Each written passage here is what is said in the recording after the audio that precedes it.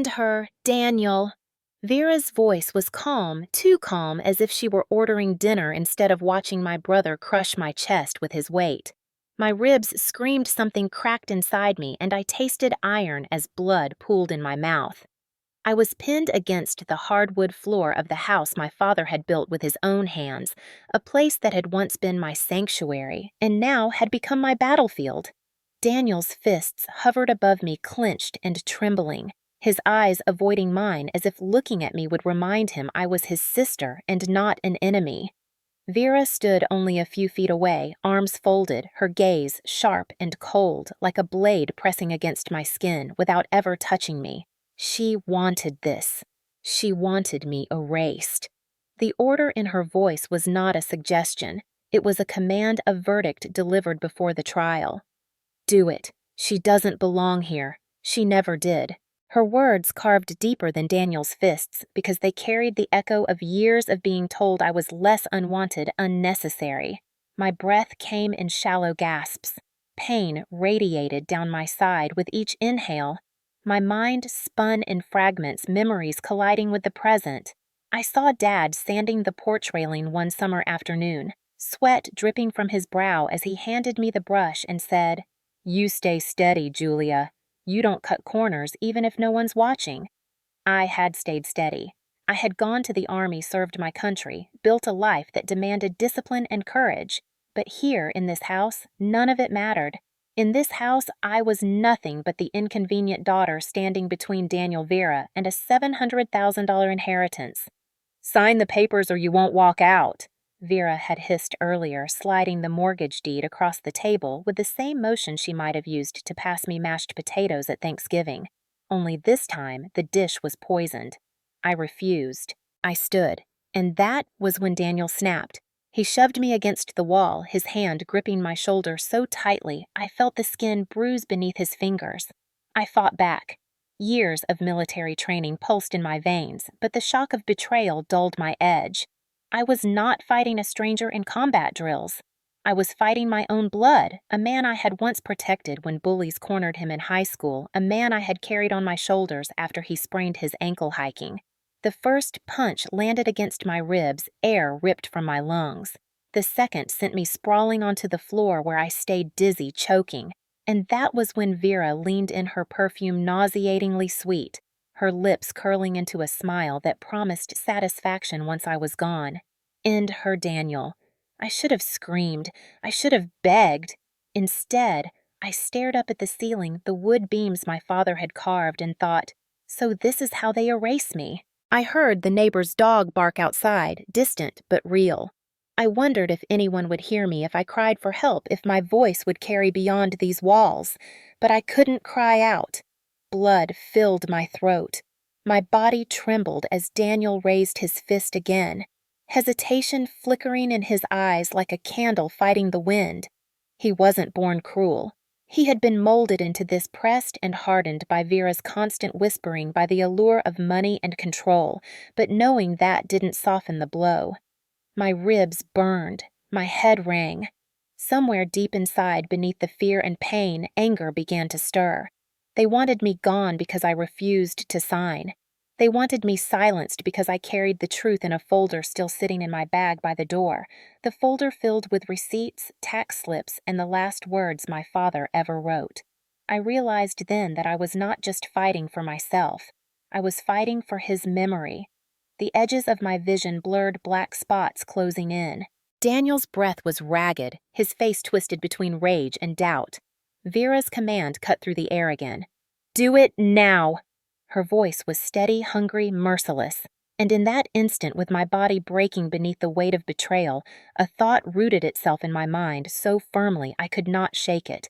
If I survived this moment, if I lived to stand again, I would never let them win. They thought this beating would be my end. They thought their control was absolute. But what they did not understand was that pain can carve a person into something unbreakable. As the darkness pressed closer, I clung to one truth my father had drilled into me. You do not back down when the fight is unfair. You fight smarter. You endure. You wait for the moment to strike back. And when it comes, you make sure justice is loud enough for the whole world to hear. My name is Julia Carter, and before the night my brother nearly broke me in half, I had once believed the house we grew up in was unshakable ground. It sat at the end of a quiet street in Springfield cedar beams and wide porches, the kind of place people drove past and said out loud, "What a home."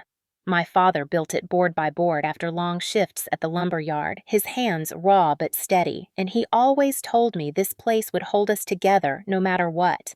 I was the second child younger than Daniel by 3 years, and from the very beginning, the rules of our family were written in invisible ink that everyone seemed to understand except me. Daniel was the golden son, the heir, the one who could do no wrong, even when he wrecked the truck at 17 or failed 2 classes his freshman year. I was the daughter who stayed quiet, folded napkins, and learned early that if I wanted praise, I had to work twice as hard and still expect half the recognition. When I turned 18, I enlisted in the Army. Some said it was running away, but to me it was the first time I felt seen. My father cried the day I left, slipping a small note into my duffel bag that read, "Stay steady. Julia, always steady." Those words carried me through desert heat, freezing nights in the field, and every moment of doubt when I wondered if I had made a mistake. But when I came back on leave, Daniel would joke to his friends that I was playing soldier while he stayed home to take care of real business. Vera, who had just married him, would smirk and call me our little private. My mother, Elaine, never corrected them. She just smiled tightly and reminded me not to take things so seriously. Years later, when Dad's health declined, it was me wiring money to cover the property taxes during his illness, me paying the overdue utilities, me buying groceries when Daniel claimed he was strapped for cash. I saved the receipts in a manila folder not because I wanted credit, but because I had been trained to keep records. Discipline was in my bones. Yet no matter how much I did, they still painted me as the outsider. At Dad's funeral, Vera handled the slideshow, and when the pictures rolled across the projector, there were barbecues, Christmas mornings, even a photo of Dad's last days in the hospital bed. Daniel's arm around him, Vera's hand holding his. I was not in a single image, not one. I stood at the back, clutching the program, and felt the sting of erasure more than the ache of loss. Later that night, Daniel pulled me aside and said coldly that the house was his responsibility now, and I should not make trouble. I wanted to scream that Dad built it for both of us, that I had given more than he ever knew, but my voice stuck in my throat. Looking back, I see how carefully the lines were drawn. Daniel, the chosen one. Vera, the strategist, whispering poison, and Elaine, the mother who refused to take a side while her silence spoke volumes. And then there was me, the soldier, daughter, steady but invisible, standing at the edge of the family photo frame as if I were already erased. When I came back to Springfield after my final tour, I expected grief to draw us closer, at least for a while, but what I found instead was a family that had already redrawn its boundaries without me in it. Daniel and Vera were living in the house, occupying every corner as if they had inherited it the moment Dad took his last breath. The living room was repainted in colors Dad never would have chosen, his tools locked away in the shed with a padlock I never received a key for. Elaine still lived in her small bungalow across town, but she spent more time at Daniel's than anywhere else, fussing over Vera's cooking and pretending nothing was wrong. When I suggested that we sit down together to talk about how to handle the estate, Daniel waved me off like I was an annoying coworker. "You're overthinking it, Julia," he said, his tone clipped. Dad always wanted the house to stay with the person who could actually manage it. "You don't even live here." Vera smiled faintly beside him, the kind of smile that says, "I've already won." At first, I tried reasoning, explaining how I had helped pay property taxes when Dad was too ill to work, how I had evidence receipts, even copies of bank transfers. Vera tilted her head and said sweetly, "Families don't keep score, Julia. If you really loved your father, you would honor his wishes and let Daniel handle things." I knew manipulation when I heard it. Gaslighting was their favorite weapon. They dismissed my contributions, reframed my memories, made me question whether I had actually mattered in the life of the man who raised me. One evening at Elaine's bungalow, I confronted her directly. "Mom, you know I supported Dad financially when no one else would. Tell me I'm not imagining it." She stirred sugar into her tea, slowly, her eyes never lifting from the cup. "Your father was grateful, but maybe you misremember." Daniel carried most of the burden. My chest tightened as if someone had slipped ice water through my veins. Misremember. It was the word they used often, the word that reduced me to a fragile storyteller weaving fictions. I pushed back harder each time, reminding them that I was present, that I had sacrificed for this family as much as anyone. But the more I defended myself, the crazier I looked in their eyes. Vera would glance at Daniel and laugh softly. "See, she's always so dramatic." Daniel would sigh like a tired parent. "Julia, no one is out to get you. You're making problems where there are none." That cycle wore me down. Nights in my rented room on the other side of town, I stared at the ceiling, my army duffel at the foot of the bed, wondering if I was losing my mind. Yet deep inside, I knew I was not wrong. They were deliberately excluding me. They organized a memorial event for Dad at the community hall and didn't even bother to tell me until 2 hours before. When I arrived, Vera handed me a stack of programs and told me to stand at the door. My name was not in the booklet, not once. I tried to share a memory of Dad during the open mic session, but Vera intercepted me with a firm hand on the microphone. "Let's keep this about Dad," she said, and the room filled with polite chuckles as if my grief was a joke. Later, I overheard Daniel whispering to a cousin that Julia never really connected with Dad anyway. She was always away playing soldier. My face burned with humiliation. These were not slips of the tongue. This was a campaign steady and relentless to erase me not just from the house, but from the very narrative of our family. The more I insisted on my place, the more they twisted it to look like desperation. It was a trap. I realized gaslighting is not about convincing you that you are wrong. It is about convincing everyone else you are irrelevant. And slowly, piece by piece, they were succeeding. It was early spring when Daniel sent the message that would set everything in motion. The subject line read, "Family meeting urgent, no greeting, no warmth, just an order disguised as an invitation." The body of the email was only a few words. "Please come to the house. Tuesday at 5 p.m. Vera and I will explain." I stared at the screen for a long time, my finger hovering over the delete button, part of me wanting to ignore it completely. But another part, the soldier in me trained to face conflict head-on, knew I had to show up. I gathered my folder of receipts, tax payments, and utility bills that proved my role in keeping the house afloat during Dad's final years. The papers felt heavy in my bag, a shield of truth against whatever scheme they had devised. Tuesday arrived gray and humid. I stood on the porch of the house that smelled faintly of cedar and lemon oil, the same scents of my childhood. For a moment, I closed my eyes and could almost hear Dad's laugh, the scrape of his boots on the floor. Then the door opened and the illusion shattered. Daniel paced in the living room like a restless animal, his shoulders tight. Vera sat at the dining table, the same one Dad had carved his initials into her posture, relaxed as if she owned every inch of the space. Beside her was a man I did not recognize, clean-cut tie, knotted perfectly, expression blank, like a hired functionary. "Have a seat," Vera said, gesturing to the empty chair across from her. Her tone was sweet, but underneath was a sharp edge. Daniel nodded stiffly. "This won't take long." I sat down slowly, aware that there were 3 cups of coffee on the table, but none for me. The lawyer cleared his throat. "Miss Carter, we are here to discuss an urgent adjustment to the mortgage." My pulse quickened. Mortgage? What mortgage? Vera slid a folder across the table with the same casual motion she once used to pass me salad at Thanksgiving. "We need your signature," she said lightly, "to help refinance. The house is under strain and we are barely staying afloat." I opened the folder and froze. The paper was thick, embossed with a notary seal. At the bottom was a signature that looked like my father's, only not quite right, the tilt off the spacing wrong. "Did Dad sign this before he passed?" I asked, my voice thin. Vera didn't blink. "He agreed to it. You know how he was always about family." I turned to Daniel, searching his face for honesty. "Did he sign this, Daniel?" He rubbed his forehead, avoiding my eyes. "Come on, Julia, you always overthink everything. This is for all of us." I felt the blood drain from my face. I didn't touch the pen lying beside the document. Vera leaned forward, her eyes narrowing. "It's just paperwork. You're not in a position to delay this. You don't even live here." My stomach turned. I had fought in deserts thousands of miles away, faced men who wanted me dead but never had my hands shaken like they did now. I need time to think. I managed.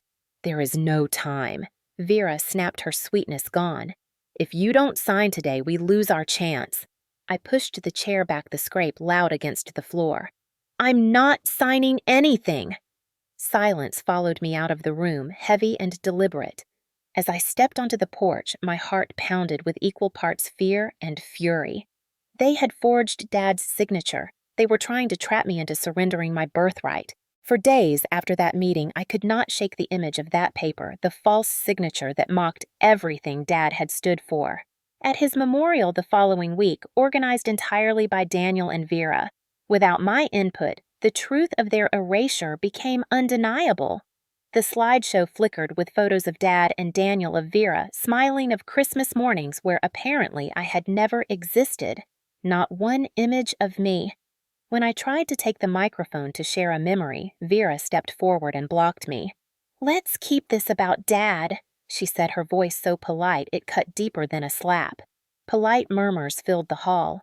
I returned to the back of the room, my throat burning, holding a paper cup of punch that tasted like ashes. That night alone in my rented room, I spread my documents across the bed. Receipts, bank slips, utility bills, each one proof of my presence in the story they were trying to erase. I whispered into the empty air, "You still see me, don't you, Dad?" The silence that answered was both heavy and affirming. Maybe they wanted me invisible. Maybe they wanted me erased. But I knew the truth was still mine to hold. That folder was no longer just paper. It was a weapon. A week after the meeting, I received another message from Daniel. It was shorter this time, blunt and cold. "Come by the house one last time. We need to settle this." Against every instinct in my body, I went. Soldiers are trained to face the ambush head on, not to run, and a part of me believed maybe, just maybe, he had found a shred of brotherhood left in him. The sky was heavy with summer heat air thick enough to choke. I parked across the street and sat in my car for several minutes, staring at the house that had once been laughter and cedar and warmth, now looming like a fortress occupied by enemies wearing my family's faces. When I finally stepped onto the porch, the door opened before I could knock. Vera stood there, her eyes flat. "Daniel's inside," she said, almost bored. I walked into the living room and noticed the table-cleared chairs pushed aside. The air carried tension, a silence too sharp to be accidental. Daniel appeared from the hallway, fists already clenched, jaw tight. "We can end this right now, Julia," he said. "Sign the papers and this is over." I set my bag on the floor and shook my head. "I will not sign away what Dad built." His face darkened. "Then don't expect to walk away." It happened so fast I barely had time to react. He lunged, shoving me against the wall, his shoulder slamming into my ribs with brutal force. Pain burst through my side, white and blinding. I gasped, struggling to catch my breath, my hands pushing against him, but he was heavier, stronger in his fury. He dragged me to the floor, the hardwood biting into my back, and the first punch landed across my chest. Something cracked. A scream tore from my throat but was swallowed by the walls. Another punch, this time to my ribs, and I felt the fracture ripple through bone. My vision blurred. Vera stood in the corner, arms crossed, her expression detached as if she were watching television. Her lips parted slowly. "End her, Daniel." Her voice was steady, deliberate. Not a request, a command. Daniel raised his fist again, his eyes glazed with rage and fear, sweat dripping from his temples. For a moment, he hesitated, and I saw the flicker of a boy who once clung to me during thunderstorms, who once cried when he scraped his knee. But then, Vera spoke again, sharper. "Do it now!" And the boy was gone. My body screamed in agony. Blood filled my mouth, metallic and bitter. I tried to roll away, but my ribs betrayed me, sending searing pain through every nerve. Daniel's weight pinned me, his fist connecting again and again until my breath came in short, shallow bursts. I thought of Dad, then his voice steady in my memory. "You stay steady, Julia. You don't back down." I wanted to scream those words back at Daniel to remind him of the man we both came from, but all that left my throat was a broken whisper. My bag was only feet away, the folder with every piece of proof inside it, but it might as well have been on the moon. Vera's eyes followed the direction of my glance, and she smirked, knowing exactly what I was reaching for. You think paper will save you? Not tonight. She stepped closer, her heels clicking softly against the wood, a sound more terrifying than Daniel's fists. Outside, a dog barked closer this time, followed by the faint sound of a neighbor's voice. My ears rang, my body limp, but I clung to that distant noise like a rope. Daniel's breath was ragged above me. He raised his fist one more time, veins bulging along his arm, and I thought this was it. This was the final moment they erased me completely. Then the screen door rattled violently, a voice shouting from the yard. "Daniel, stop!" The sound cut through the madness. Daniel froze his fist suspended midair, Vera's face twisted frustration flashing for the first time. The door burst open, the neighbor Marvin appearing, his phone already pressed to his ear, shouting to the dispatcher. "She's bleeding. She's not moving. Send someone now." The spell shattered. Daniel stumbled back, his chest heaving, his knuckles red. Vera hissed under her breath, but said nothing as Marvin rushed toward me, crouching low, his voice urgent. "Julia, can you hear me?" My lips parted, but no sound came out. My vision tunneled, narrowing to Marvin's weathered face and the faint blue of the sky beyond the window. The last thing I heard before the darkness pulled me under was Vera's sharp whisper, furious and venomous. "You should have just signed." When I woke in the hospital, the light above me was harsh and white, the kind of light that strips away comfort and leaves only reality. My ribs ached with each shallow breath, my wrist was wrapped in a splint, and the metallic taste of dried blood lingered at the corner of my lips. A nurse with kind eyes leaned over me and whispered that I was safe now, but the word safe felt foreign, like a promise I had heard before that never lasted. Police officers came and went, asking questions, taking photographs, recording my words as best I could manage. I told them everything about the forged documents, about the pressure, about Vera's voice ordering Daniel to end me. They nodded scribbled notes and assured me they would investigate. When they left, I thought maybe finally truth would be enough.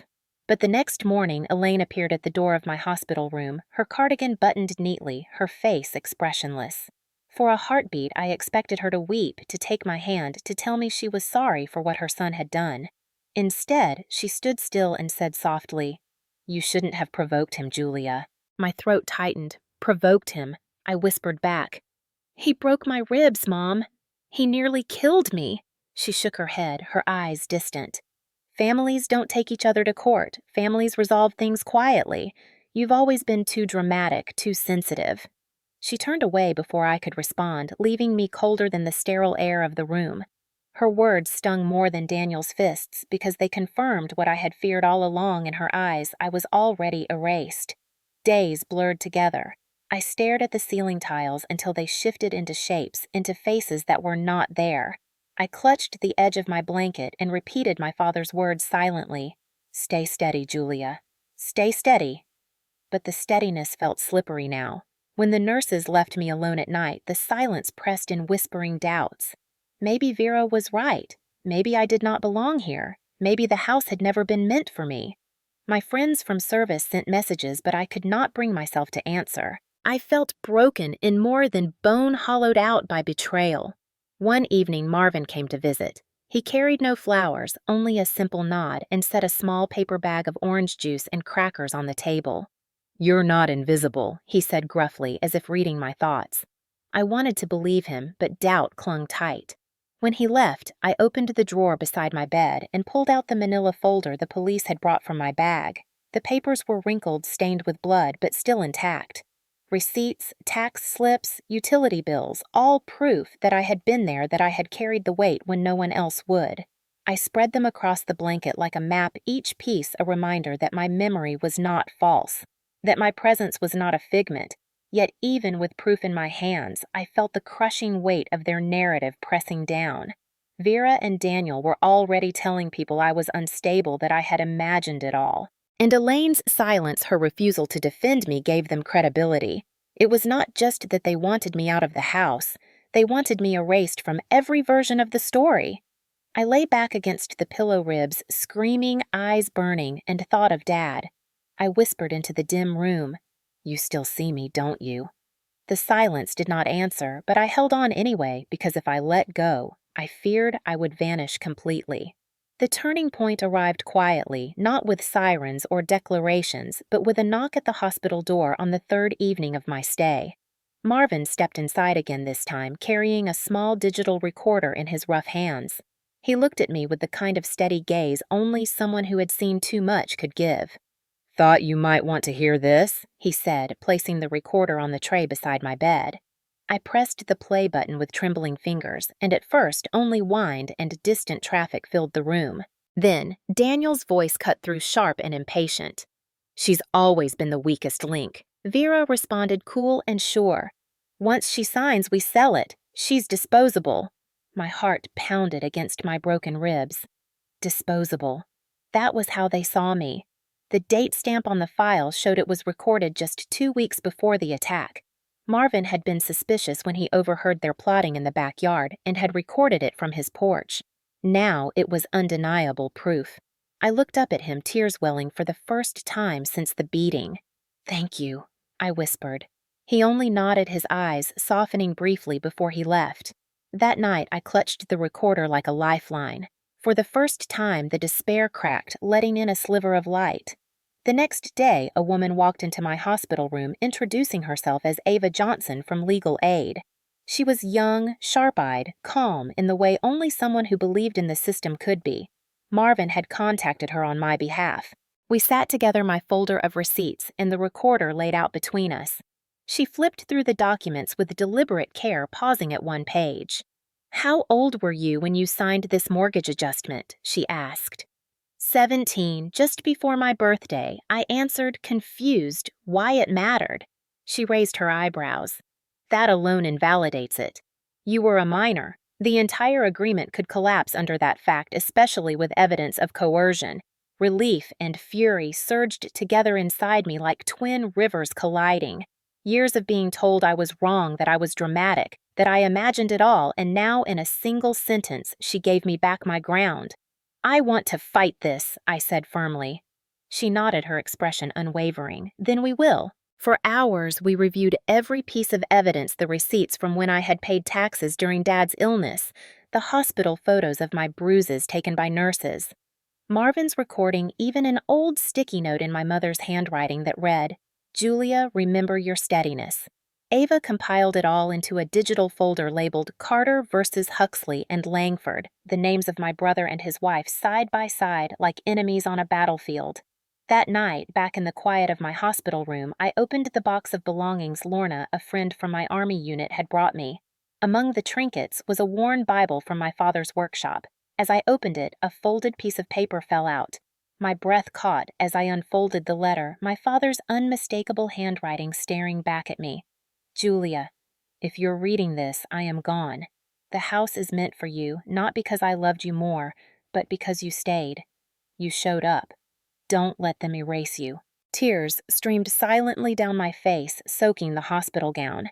My father had seen me even when everyone else refused to. He had left me proof. The despair that had nearly drowned me shifted, replaced by something harder, sharper. Resolve. With the letter pressed against my chest, I whispered, "I will not let them win." Over the next days, I transformed my hospital bed into a command post. My training resurfaced, the discipline drilled into me by the Army. I arranged documents by date, labeled every file, cross-referenced every piece of evidence. It wasn't just paperwork anymore. It was my ammunition. At night, I listened again to the recording of Vera's cold words, reminding myself why I had to endure. Each time the word disposable played back, it fueled my determination. The nurse checked on me one evening and found me scribbling notes furiously. "You should rest," she said gently. I looked up, my eyes steady. "Rest comes later. This is war." She didn't argue, only patted my shoulder before leaving me to my preparations. For the first time since Daniel's fist broke my ribs, I felt stronger than my pain. Hope had returned, not soft and gentle, but sharp and fierce, and it carried me toward the battle that was still to come. When I was released from the hospital with my ribs bound and wrist still stiff in a splint, I felt more like a soldier returning from a battlefield than a patient going home. And maybe that was the truth of it. Marvin drove me back to my small apartment and left me with a nod. No questions, no pity, just a quiet understanding that spoke louder than words. The moment the door closed behind me, I transformed the kitchen into a war room. The manila folder went onto the table beside it, the recorder beside that the letter from my father. I pinned blank sheets of paper to the corkboard I had hidden under my bed, the same corkboard I once used for reminders about bills and birthdays, and I began pinning evidence like tactical markers on a map. Receipts showing I had covered property taxes, utility bills in my name, photos of bruises taken by nurses, Marvin's audio file transcribed line by line. My father's letter folded carefully, placed at the center like the flag we rallied around in combat zones. Every night, I sat at the table under the harsh yellow glow of the overhead lamp and worked through the details with the same precision I once used to plan patrol routes overseas. I created digital folders backed up in 3 separate accounts labeled by date, color-coded with scanned copies of every document. I purchased a fireproof box and slid the originals inside, locking it as if it were ammunition.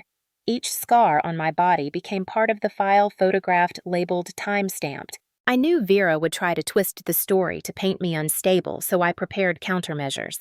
I wrote down every memory of her words, cross-referenced them with emails and texts, building a timeline so solid no lie could puncture it. Some nights, the pain in my ribs made me cry out, but I forced myself to breathe through it, whispering Dad's words. "Stay steady, Julia." This time, I was steady not for my country, but for myself. Ava visited often, reviewing my progress with an approving nod. "You're building a case stronger than most attorneys manage," she said, but I only shrugged. In the Army, we didn't go into battle half prepared. One mistake could kill. This was no different. I also began drafting emails short and sharp to Daniel and Vera, making clear that further harassment would be documented and forwarded directly to my lawyer. Their replies came dripping with condescension. "You're making a mistake. You don't want to embarrass yourself publicly. I saved them all." Evidence. One evening, as I sorted papers, the memory of Vera at the memorial flickered in my mind, her polite smile as she silenced me. I pinned a printed screenshot of her email to the board beside my father's letter. This was no longer about survival. It was about reclaiming the voice they had tried to rip from me. When exhaustion threatened to pull me under, I brewed coffee and forced myself awake, remembering nights on deployment when sleep was impossible, but discipline kept me alive. Slowly, the board filled lines of red thread connecting documents like battlefronts. I looked at it and saw not chaos but strategy. Not despair, but power. When Ava returned for another session, I walked her through every section, every timeline, every photo. She listened quietly, her pen scribbling notes. When I finished, she leaned back and said, "Julia, they don't stand a chance." For the first time in months, I allowed myself a small smile. It wasn't victory yet, but it was momentum, and momentum was what kept soldiers moving even through minefields. That night, as I sat at the table, I whispered aloud to the empty room, "This isn't revenge. This is justice. And justice is going to be loud enough that they cannot silence it again." The courthouse smelled of dust and cold air, the kind that seeps into your lungs and reminds you this is not home, this is judgment. I arrived flanked by Ava and Marvin, the 2 people who had stood beside me when even my own mother turned away. My navy dress was plain, not meant to impress, but intentional, a soldier's uniform for a different kind of battlefield. When we entered the courtroom, I felt every pair of eyes shift in my direction. Neighbors, reporters, curious onlookers, drawn by whispers of scandal. Daniel and Vera sat at the defense table. Daniel looked haggard, twitchy, his eyes darting like a man searching for an escape. Vera, by contrast, sat still, her hair smooth, her posture regal, her expression carved from ice. She wanted the world to believe she was untouchable. When the judge entered, everyone rose, then sat, and the proceedings began. Ava opened calmly, her voice steady, presenting documents that showed I was a minor when my supposed consent was used in the fraudulent mortgage transfer. She held up copies of receipts proving I had paid taxes and bills, my handwriting unmistakable. Then came Marvin's recording played aloud for the entire room. Crackling static gave way to Daniel's voice. She's always been the weakest link, followed by Vera's icy words. Once she signs, we sell it. She's disposable. A ripple of gasps moved across the courtroom. The judge leaned forward, his eyes sharp, while Vera's jaw clenched, though she tried to remain composed. When it was their attorney's turn, he painted me as unstable, fragile from my years in service, someone prone to dramatizing events for sympathy. He pointed at me and said, "This is a woman who sees herself as a soldier even in family matters, who cannot tell the difference between duty and obsession." I almost laughed, not from humor but disbelief.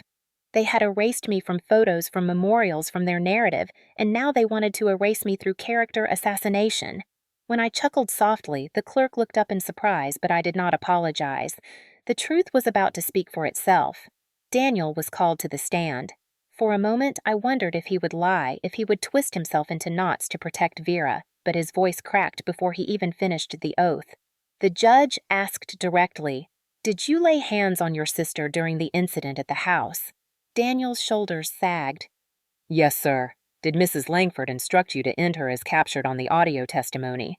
Daniel looked down at his shoes, unable to meet anyone's eyes. "Yes." The room buzzed. Vera's face flickered for the first time, her composure cracking at the edges. When it was her turn, she said nothing, refusing to answer when the judge asked if the voice on the recording was hers. Silence can be louder than denial, and in that silence the weight of her guilt filled the room.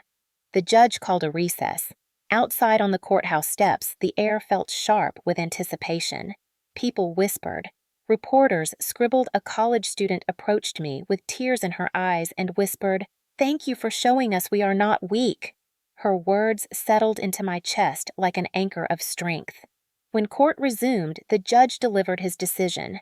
In the matter of Carter versus Huxley and Langford, the original mortgage agreement is hereby declared invalid as it was signed by a legal minor without guardian consent. Furthermore, this court acknowledges evidence of coercion, defamation, and physical abuse. Mr. K. Daniel Huxley is sentenced to 1 year suspended sentence, 500 hours of community service and mandatory therapy. A restraining order of no less than 5 years is issued between Mr. Huxley and Ms. Julia Carter. Daniel sat frozen, his eyes wide, his hands limp at his sides. As for Mrs. Vera Langford, the judge continued, "This court finds her guilty of civil fraud and conspiracy. She is ordered to pay restitution, fined heavily, and barred from claiming any ownership over the property in question. The deed is restored in full to Ms. Julia Carter, effective immediately." Vera did not flinch, but the hollowness in her eyes betrayed the collapse happening beneath her skin. The gavel struck once sharp and final. It was over. Reporters swarmed outside as I walked down the courthouse steps. Microphones were thrust in my direction, questions hurled about family betrayal, about justice, about survival. I said little, only that the truth had spoken louder than lies. What mattered was not my voice, but the evidence, the proof they could not twist. That night, the local paper ran the headline, "Soldier Daughter Wins Back Father's House," exposing the story in black and white. Online forums buzzed, some calling me brave, others recounting their own stories of being erased by family. Women's groups left messages asking me to speak at panels on financial abuse and coercive control. For the first time in years, I felt the tide turn. Daniel's voice left me one last message at 2 a.m, slurred with liquor. "You ruined us, Julia. They think we're monsters." I hit delete without hesitation. Vera disappeared entirely. Her social accounts wiped her name, quietly removed from the housing committee she once boasted about. She was unraveling, and for once it wasn't my burden. That evening, I stood in my apartment and looked at the corkboard filled with evidence, the red threads crisscrossing like battle lines, and I felt a strange quiet settle in. Not victory exactly, but justice. The kind that does not come with fireworks, but with a stillness that says you survived, you endured, you were not erased. The day I stepped back into my father's house, the air smelled faintly of cedar, and sunlight filtered through the dusty windows like a quiet blessing. I stood in the foyer with the keys trembling in my palm, overwhelmed by a silence that no longer felt haunted, but sacred. For the first few days, I wandered room to room like a soldier returning to a childhood base, touching old photo frames, opening drawers filled with forgotten memories, brushing my fingers along the notches Dad had carved into the kitchen door frame to mark my and Daniel's heights as kids. I paused at the final mark with Daniel's name and quietly drew an X over it.